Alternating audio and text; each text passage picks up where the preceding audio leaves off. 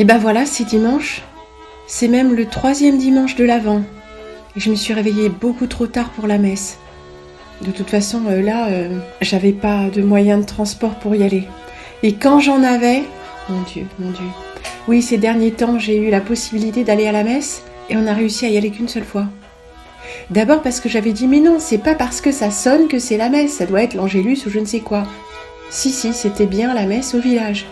Au village, 9h30, assez tôt pour une messe. Oui, parce qu'il enchaîne, le curé. Hein.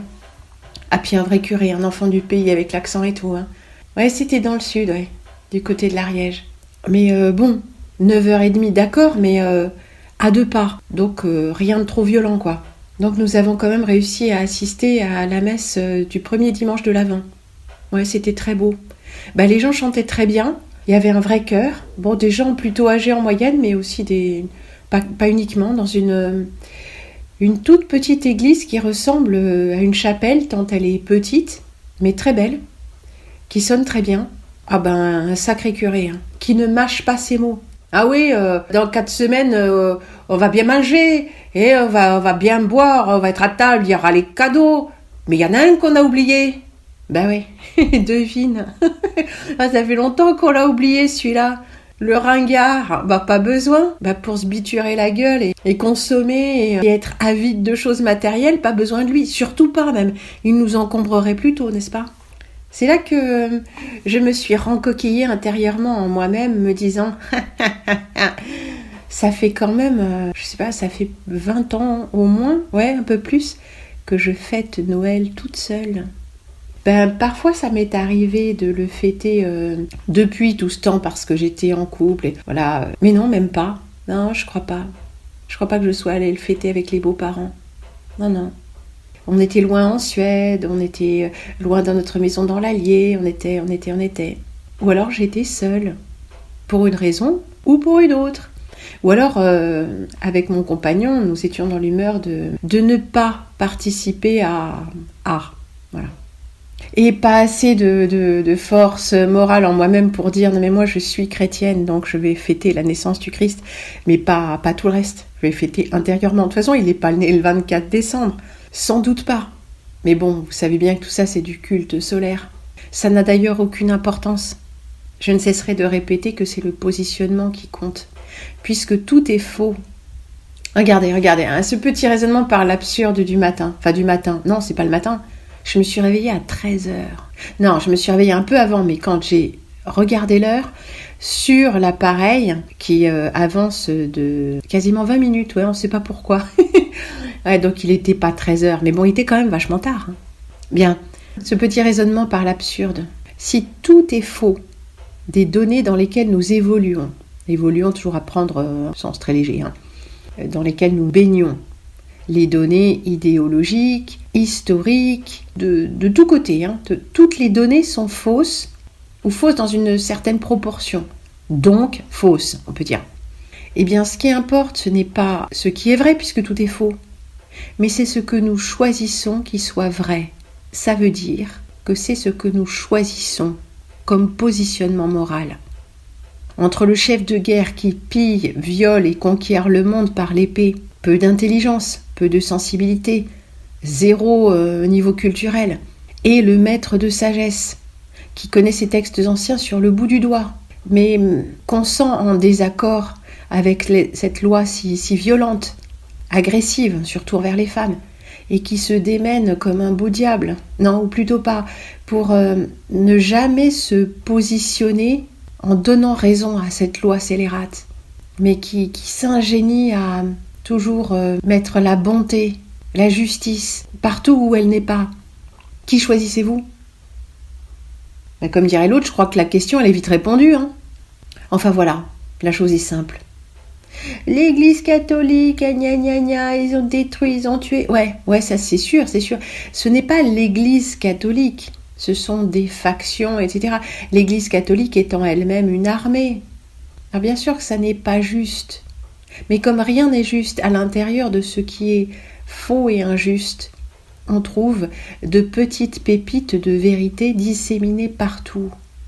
Attention, on ne les trouvera pas là où le dogme est en essence sanguinaire et ouvertement luciférien. Oui, parce que la différence entre la soumission et le christianisme, c'est que quand un chrétien fait la guerre au nom de sa religion et commet des violences au nom de sa religion, il est en désaccord dogmatique avec sa religion qui est amour et salut. Mais quand un soumissionnaire fait la guerre, tue, égorge et même torture et viole au nom de sa religion, il est en accord avec cette religion, puisque les histoires racontées dans le livre sacré, alors sacré c'est vraiment un gros mot, sont des modèles de comportement. Ce ne sont pas des histoires comme un chrétien prend la Bible. Non. Comme un soumissionnaire prend le Coran, c'est au pied de la lettre et devant être imité en tout.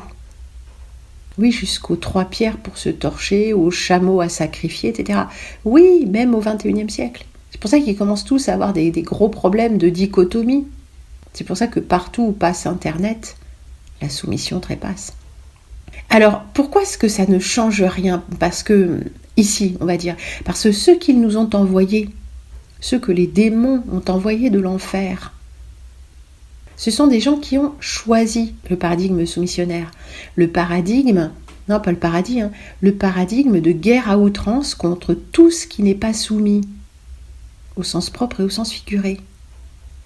Donc il n'y a rien à faire pour des êtres qui ne peuvent pas se laisser toucher par l'amour et la grâce, qu'ils soient chrétiens, athées ou voilà, simplement humains.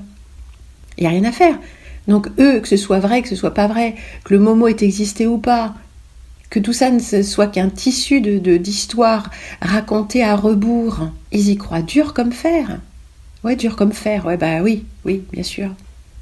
Et d'un autre côté, on pourrait dire en face, les chrétiens comme moi, les chrétiens de cœur, que ce soit vrai ou pas, l'histoire tout entière du Sauveur, je choisis qu'elle soit vraie, même si elle ne l'est pas, parce qu'elle parle à mon être et fait vibrer mon âme d'une telle façon que rien d'autre ici-bas, aucune autre histoire, aucune autre tentation, aucune raison, aucun raisonnement.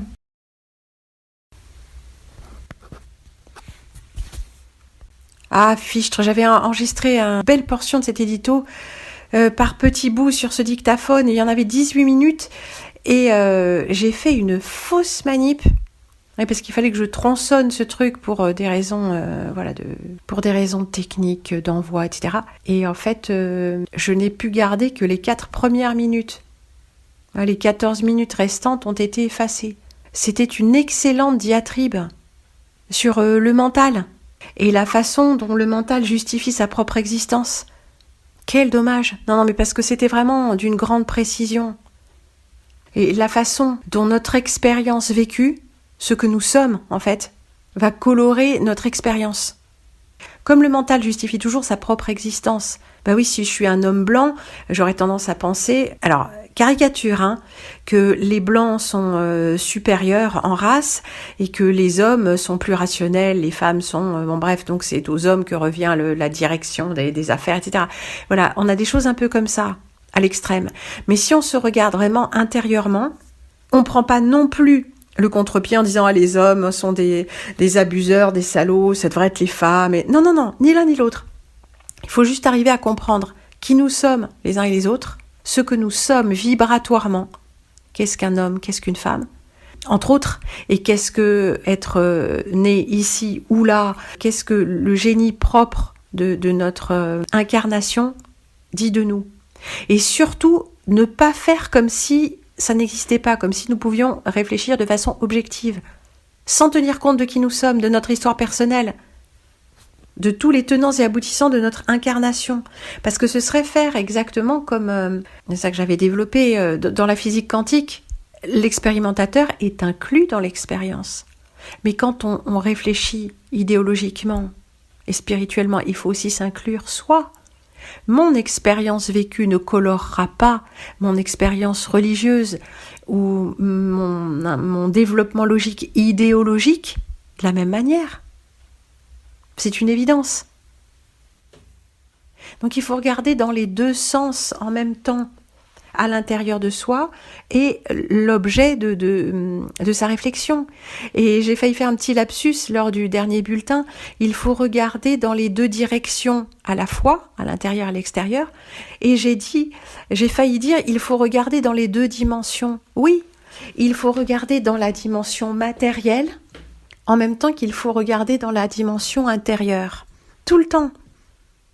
Tout le temps. Parce qu'il n'y a pas de problème extérieur qui n'implique pas une vision de la vie. Ben bien sûr. Si, comme on nous le fait croire, tout est économique, c'est-à-dire tout est matériel, matérialiste, ça implique une vision de la vie. Soit ça l'implique, soit ça va la forcer. Si on vous dit, mais tout est politique, tout est économique, regardez au Moyen-Âge déjà, nanana. Mais on pourrait dire, mais non, tout est spirituel. C'est une guerre à outrance entre des forces de nature différentes qui essayent de s'arracher des âmes. Et regardez, lisez le monde de cette manière-là et vous en aurez une lecture très, très éclairante. Vous ne vous poserez plus la question, mais alors pourquoi la Russie, l'Ukraine, et pourquoi l'OTAN, et pourquoi les gens ils sont, et pourquoi ça s'est passé alors que ça aurait pas dû. C'est très, très éclairant. On ne peut pas réfléchir de façon objective. C'est ça, on ne peut pas. Eh bien, prenons-en notre parti, prenons acte. Un être de chair reste un être de chair, même quand il philosophe. Et c'est aussi son génie. L'horloge biologique de la femme est quelque chose qui est absolument évident. Eh bien, tous les mois, les règles reviennent, il y a l'horloge biologique par rapport à l'enfantement, etc. C'est quelque chose qui est intégré et que les hommes n'ont pas. Le jour où j'ai réalisé ça, je me suis dit que, eh bien, ma façon de concevoir la vie, d'appréhender la vie, était radicalement différente du fait de ma physiologie, du fait que j'étais une femme. Et je me suis interrogée beaucoup plus avant, depuis l'âge de 14-15 ans, sur la différence fondamentale entre l'homme et la femme. Oui, ça ne s'arrête pas au sexe, à l'apparence du sexe biologique ou à la carrosserie. C'est beaucoup plus profond. Et donc, si tout dans ce monde est symbolique, je repose la question, symboliquement, vibratoirement, oui, c'est un mot qui est un peu difficile à appréhender, mais justement, c'est au niveau du non-visible. Vibratoirement, symboliquement, quelle est la différence? Quelles sont les différences entre l'homme et la femme? L'être incarné dans un corps masculin, d'énergie masculine, et l'être incarné, vous avez compris. Les réponses qui s'imposeront à vous si vous méditez sur cette question vous surprendront sans doute. Vos réponses ne seront peut-être pas les miennes, parce que vous aurez vu ce que je n'ai pas vu. Vous l'aurez vu d'une façon qui n'est pas mon angle d'approche, qui m'intéressera peut-être ou ne m'intéressera pas, selon si c'est compatible ou pas. Mais vous aurez vos réponses. Et ce n'est pas une réponse définitive, c'est une réponse qui va vous accompagner dans ce monde pour savoir ce qu'est ce monde et qui vous êtes. Et vos réponses seront différentes si vous êtes homme ou femme.